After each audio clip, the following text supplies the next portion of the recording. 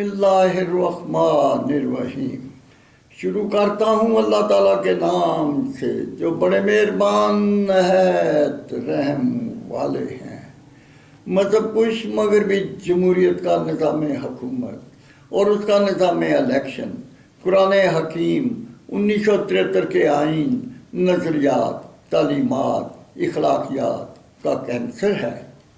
Lecture number 34 پیش خدمت ہے۔ انگریز نے 1857 کو ہندوستان کو فتح کیا اور ایک مفتوحہ ملک کی محکوم عوام کے لیے مغربی جمہوریت کا نظام حکومت، برٹش لا، امریکن لا، انڈین لا، جورسپروڈنس کے نظریات پر مشتمل انسانی تخلیق کردہ استحصالی نظام حکومت، طبقاتی، تفاوتی، سودی، مخلوط دستور حیات ترتیب دیا۔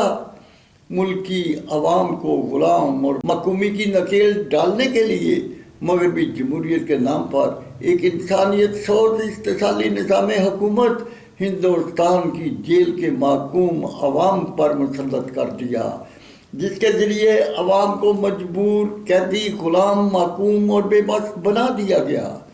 انگریز نے انڈیا کی عوام پر قابو پانے کے لیے اپنے ساتھ تعاون کرنے والے بااعتماد ملکی غدار ٹولہ کو چنا اور ان کو جگیروں سے نوازا اور ساتھ ملا لیا۔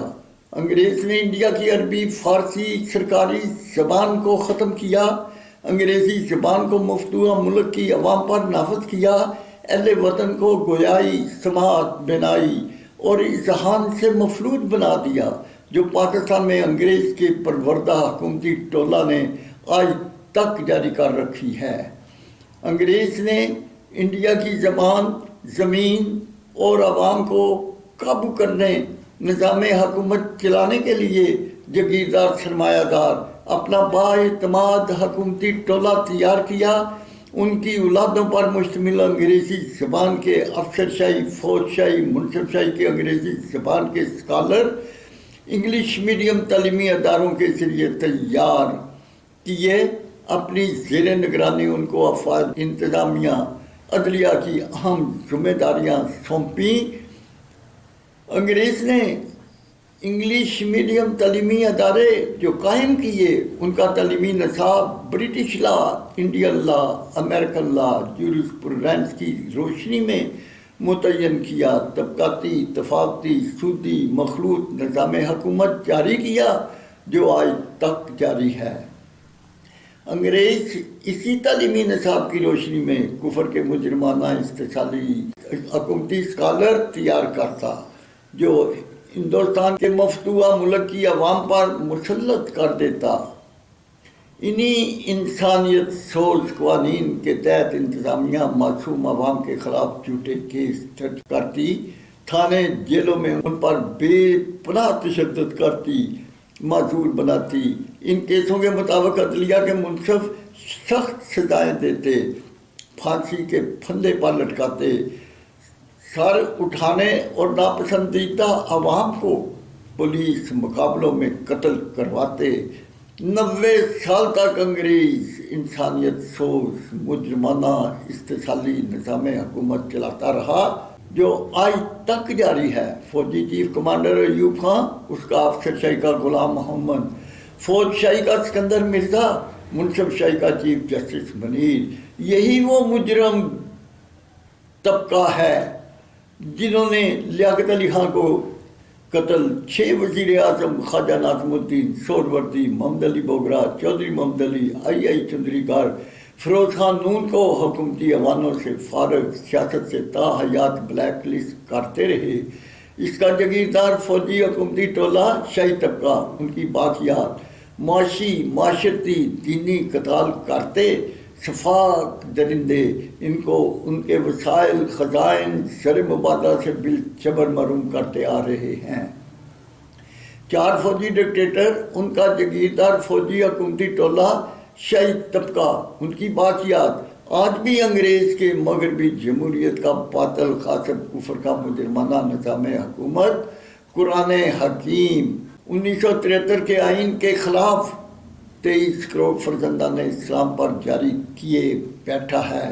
اہل وطن کو کفر کے کلچر میں کنورٹ کیے جا رہا ہے۔ پاکستان کا چیف جسٹس، صدر پاکستان، فوجی چیف کمانڈر، صاحب بصیرت علماء مشائخ کرام، ملکی اخبار نویس، کالم نویس، ٹی وی اینکرز، تجزیہ نگار اہل وطن کو جواب دیں کہ پاکستان میں مغربی جمہوریت کا رقص کفر جاری رکھنا چاہتے اور پاکستان کو کفر نگری بنانا چاہتے ہیں۔ 1947 سے انگریز کا پروردہ جگیردار فوجی سیاسی حکومتی ٹولہ، ان کی اولادوں پر مشتمل افسر شاہی، فوج شاہی، منصب شاہی کا شاہی طبقہ جو فوجی چیف کمانڈر یا فوجی ڈکٹیٹرز کی زیر کمانڈ، جن کی جاگیریں ضبط اور ان کا طبقاتی طفافتی سودی مخلوط نظام حکومت ختم کرنا تھا۔ انگریز کی باقیات، اس کے کفر کے مغربی جمہوریت کے نظام حکومت کو ختم کرنا یا جاری رکھنا تھا۔ پاکستان کی عوام پر انگریز کی باقیات، فوجی چیف کمانڈر یا فوجی ڈکٹیٹر، ان کی باقیات انگریز کی طرح ظلم و جبر اور قتال کرتا آ رہا ہے۔ فرق صرف اتنا ہے کہ انگریز آزادی مانگنے والوں کا قتال کرتا تھا، لیکن آج اہل وطن کا معاشی معاشرتی دینی قتال کے خلاف لب کشائی کرنے والوں، اسلام کے نفاذ کی بات کرنے والوں کا قتال جاری ہے۔ 1947 کو پاکستان کے گورنر جنرل قائد اعظم لیاقت علی خان پہلے وزیر اعظم بنے۔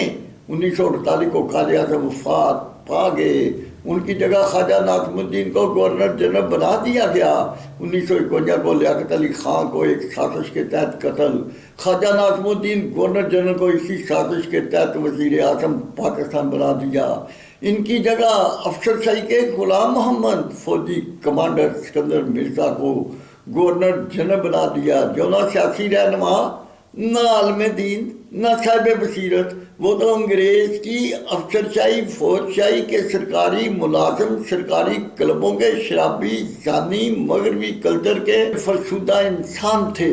انہوں نے 1951 تا 1958 تک لیاقت علی خان کو قتل، 6 وزیر اعظم خواجہ ناظم الدین، سہروردی، محمد علی بوگرا، چودھری محمد علی، آئی چندری گار، فیروز خان ان کو ان کے عہدے سے برخاست اور سیاست سے بلیک لسٹ کرتے رہے۔ وہ ملکی آئین تیار کرتے، وہ بطور گورنر جنرل اس آئین کو پس پش ڈالتے رہے۔ فوجی چیف کمانڈر ایوب خان کی زیر کمانڈ افسر شاہی کا غلام محمد، فوج شاہی کا سکندر مرزا اور چیف جسٹس منیر کے شاہی طبقہ کے مجرموں اور ناہید مرزا خاتون اول نے حکومتی ایوانوں کو شراب و ڈانس کے کلب میں بدل رکھا۔ انہوں نے باہمی مشاورت سے یہ کھیل پاکستان میں جاری رکھا جو ان کی باقیات نے آج تک جاری کر رکھا ہے۔ اس کا مجرم جاگیردار ملکی غدار ٹولہ، جن کی جاگیریں ضبط ان کی اولادوں پر مشتمل افسر شاہی، فوج شاہی، منصب شاہی کے انگریزی زبان کے کفر کے طبقاتی طفافتی سودی مخلوط کلچر کے حکومتی اسکالر کو ختم کرنا اور اردو زبان کو نافذ کرنا تھا۔ انہوں نے مل کر ملک دولت کیا، مشرقی پاکستان کا نام بنگلہ دیش، مغربی پاکستان کا نام پاکستان رکھ دیا، 1 یونٹ کو توڑا، 4 صوبائی وفاق سینٹ کے ممبران، ان کے حکومتی ٹولہ شاہی طبقہ کی تعداد بڑھا کر ملکی خزائن لوٹنے جاری کر دیے۔ اسی طرح فوجی ڈکٹیٹر پرویز مشرف اور ملک کے تمام مجرموں نے مل کر NRO اور 51% حقوق نسواں کے مجرمانہ قوانین پاس کر کے 1973 کے آئین کا حصہ بنا دیا۔ ملکی خزائن کو ایک رازن کی طرح لوٹنا، ملک کو کنگال IMF کے پاس گروی رکھ دیا۔ ملکی مجرموں، کمشنروں، ججوں، جرنیلوں جو بیرون ممالک لوٹے ہوئے خزائن سے تیش کی زندگی گزارتے ہیں، ان کی پینشن، ان کی ملکیتیں ضبط کرنا، شاہی طبقہ اور حکومتی ٹولہ کی 18 لاکھ شاہی تنخواہوں، 2 کروڑ شاہی مراد، لاکھوں سرکاری گاڑیوں، شاندار رہائشوں کو ختم کر کے ایک امام مسجد، ایک معلم، ایک کلرک، ایک ڈرائیور، ایک عدلی کے مطابق ضروریات حیات مہیا کرنا پاکستان کی بقا کے لیے ضروری ہے۔ فوجی چیف کمانڈر ایوب خان نے 1,20,00,000 ایکڑ زمین جن کسانوں مزدوروں نے سڑکیں، نہریں، ڈیم تعمیر کیے، ان کی بجائے کمشنروں، جنرلوں، ججوں میں تقسیم کر دی۔ اسی طرح چوتھے فوجی ڈکٹیٹر پرویز مشرف، اس کے فوجی سیاسی ٹولہ چودھری شجاعت حسین، چودھری پرویز لائی، شیخ رشید، فواد چودھری، MQM اور دوسری سیاسی اتحادی جماعتوں کے مجرموں نے مل کر قرآن حکیم اور 1973 کے ملکی آئین کے خلاف NRO اور 51% حقوق نسواں کے حکومتی ٹولہ شاہی طبقہ کی مستورات کو حکومتی ایوان اور ادارے مہیا کر کے ملک لوٹنا جاری اور 23 کروڑ کسانوں مزدوروں کو ملکی خزائن سے محروم کر دیا۔ ان اضافی اخراجات کی بنا پر ملک کنگال اور IM کے نرغے میں آ گیا۔ یہی جگیردار مجرم ٹولہ اور شاہی طبقہ ملک 2 لخت کر چکا ہے۔ اب ملک کو معاشی طور پر مفلوج بنا کر ختم کر رہے ہیں۔ یہ مجرم اپنے اقتدار کی جنگ لڑ رہے ہیں۔ یا اللہ اہل وطن کو ان مجرم درندوں سے نجات عطا فرما اور پاکستان کو سردار انبیاء کے شہر مدینہ جیسی ریاست بنانے کی توفیق عطا فرما۔ آمین ثم آمین۔